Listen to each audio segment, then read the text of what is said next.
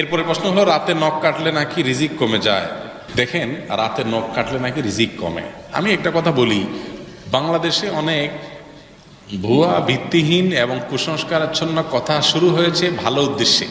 আগের যুগে হয়তো মুরব্বীরা চিন্তা করছে, পোলাপাইন রাতের বেলায় নখ কাটতে যায়, তখন ভালো করে আপনার লাইট ছিল না, কারেন্ট ছিল না, মোমবাতি ইয়া দিয়া জ্বলে, এই অন্ধকারের মধ্যে আধা আলোতে যদি সে কাটতে যায়, তাহলে নখ কাটতে গিয়ে হাত কেটে বসতে পারে, আঙ্গুল কেটে বসতে পারে। এই জন্য হয়তো নিষেধ করতে গিয়ে একটা হাদিস বানায় নিছে আর কি, যে হাদিস বলা ছাড়া তো শুনবে না, তো বানায় নিছে একটা, রাতে এটা করা ঠিক না, রাতে ওইটা করা ঠিক না। এগুলো আমার মনে হয় আমাদের সমাজের প্রেক্ষাপটে কেউ তৈরি করছে।